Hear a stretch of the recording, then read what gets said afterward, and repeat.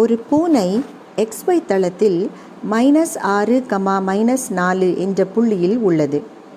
5, 11 என்ற புள்ளியில் ஒரு பால் புட்டி வைக்கப்பட்டுள்ளது.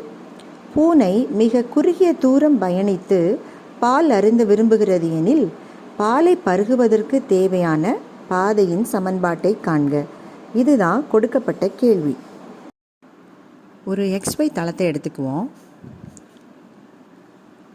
இப்போ பூனையும் பால் புட்டியும் இருக்கிற இடத்த நம்ம விஷுவலைஸ் பண்ணி பார்க்கலாம். -6, -4 அப்படிங்கிற புள்ளியில் பூனை இருக்குது. அதாவது பூனை 3வது கால் பங்கில் இருக்குது. 5, 11 அப்படிங்கிற புள்ளியில் பால் புட்டி இருக்குது. ரெண்டுமே ப்ளஸில் இருக்கனால அது முதற் கால் பங்கில் இருக்குது. இப்போ பூனை பால் புட்டியை போய் சேர்றதுக்கு தேவையான சமன்பாடை கண்டுபிடிக்க சொல்லியிருக்காங்க. பாதையோட சமன்பாடை கண்டுபிடிக்க சொல்லியிருக்காங்க. அந்த சமன்பாடு குறுகிய தூரத்துக்காக இருக்கணும்.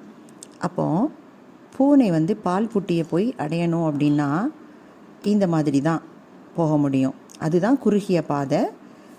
அந்த பாதையோடைய சமன்பாடு ஒரு நேர்கோட்டின் சமன்பாடு. அதனுடைய சமன்பாடை தான் நம்ம கண்டுபிடிக்க போகிறோம். நீங்கள் நேர்கோட்டின் சமன்பாடு நிறைய வடிவங்கள் படிச்சிருக்கீங்க. இங்கே 2 புள்ளிகளை இணைக்கிற நேர்கோடு அப்படிங்கிறனால இருப்புள்ளி வடிவத்திற்கான சூத்திரத்தை நம்ம பயன்படுத்த போகிறோம்.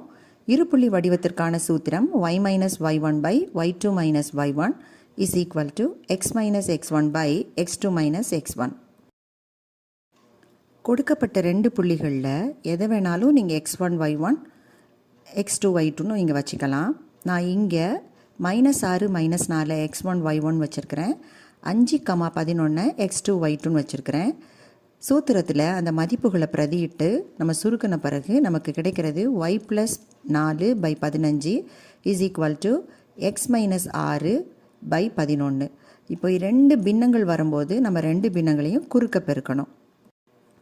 11ஆல் y + 4 பெருக்குவோம்.